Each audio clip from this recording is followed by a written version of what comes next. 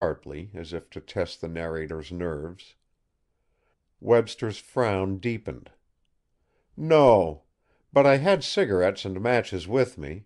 I intended to smoke and walk about." "But what happened?"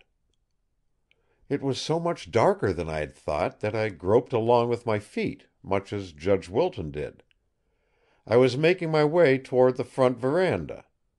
I went on, sliding my feet on the wet grass." "Any reason for doing that, do you remember? Are there any obstructions there, anything but smooth, open lawn?" "No, it was merely an instinctive act, in pitch dark, you know." Webster, his eyes still toward the floor, waited for another question. Not getting it, he resumed. "My foot struck something soft. I thought it was a wet cloak, something of that sort, left out in the rain. I hadn't heard a thing. And I had no premonition of anything wrong. I bent over, with nothing more than sheer idle curiosity, to put my hand on whatever the thing was. And just then the light went on in Mr. Sloane's bedroom. The judge and I were looking at each other across somebody lying on the ground, face upward." "Either of you cry out?" "No." "Say anything?" "Not much." "Well, what?" "I remember the judge said, 'Is she dead?' I said, 'How is she hurt?' We didn't say much while we were looking for the wound." "Did you tell Judge Wilton you knew her?" "No. There wasn't time for any explanation, specially."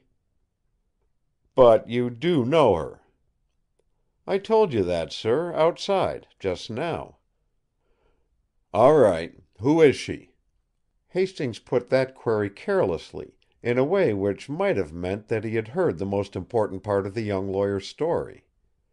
That impression was heightened by his beginning again to pace the floor. "Her name's Mildred Brace," replied Webster, moistening his lips with his tongue.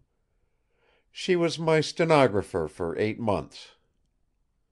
The detective drew up sharply. "When?" "Until 2 weeks ago." "She resign?" "Yes. No. I discharged her." "What for?" "Incompetence."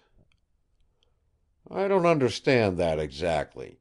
You mean you employed her 8 months, although she was incompetent?" "That's pretty bald," Webster objected. "Her incompetence came, rather, from temperament. She was, toward the last, too nervous, excitable. She was more trouble than she was worth." "Ah, that's different," Hastings said, with a significance that was clear. "People might have thought," he elaborated, "if you had fired her for other reasons, this tragedy tonight would have put you in an unenviable position, to say the least." He had given words to the vague feeling which had depressed them all, ever since the discovery of the murder, that here was something vastly greater than the accidental finding of a person killed by an outsider, that the crime touched Sloanehurst personally. The foreboding had been patent, almost, it seemed, a tangible thing, but until this moment each had steered clear of it, in speech. Webster's response was bitter. "They'll want to say it anyway, I guess." To that he added, in frank resentment, "And I might as well enter a denial here. I had nothing to do with this whole lamentable affair."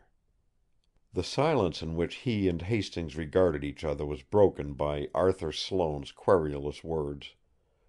Why in the name of all the inscrutable saints this thing should have happened at Sloanehurst is more than I can say. Jumping angels!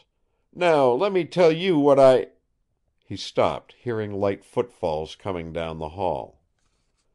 There was the swish of silk, a little outcry half repressed, and Lucille Sloane stood in the doorway. One hand was at her breast, the other against the door frame, to steady her tall, slightly swaying figure.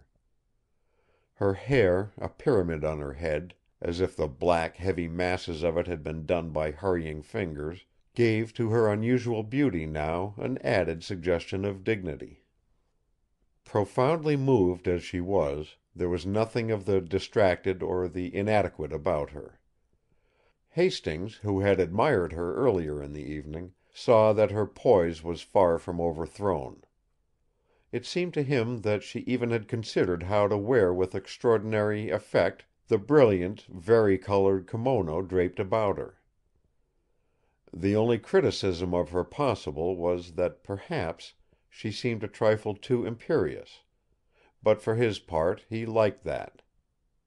A thoroughbred, he catalogued her mentally. "You will excuse me, Father," she said from the doorway, "but I couldn't help hearing." She thrust forward her chin. "Oh, I had to hear. And there's something I have to tell." Her glance went at last from Sloane to Hastings, as she advanced slowly into the room. The detective pushed forward a chair for her.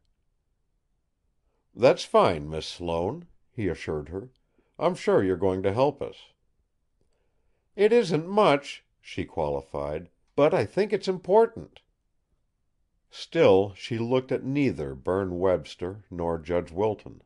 And only a man trained as Hastings was to keenness of observation would have seen the slight but incessant tremor of her fingers and the constant convulsive play of the muscles under the light covering of her black silk slippers. Sloane alone had remained seated.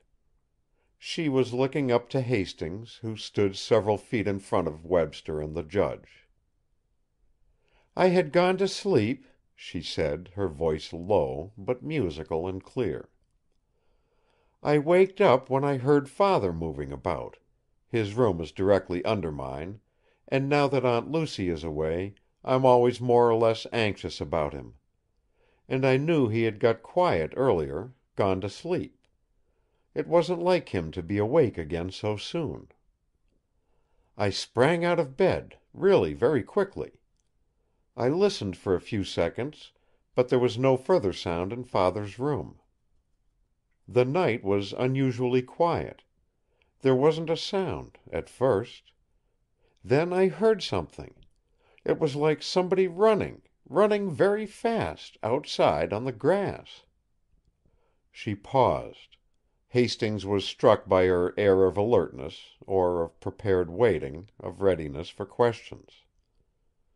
"Which way did the footsteps go?" he asked. "From the house, down the slope toward the little gate that opens on the road." "Then what?" "I wondered idly what it meant, but it made no serious impression on me. I listened again for sounds in Father's room. There was none.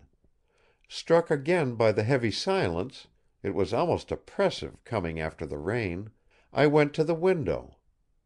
I stood there, I don't know how long. I think I was daydreaming, lazily running things over in my mind. I don't think it was very long.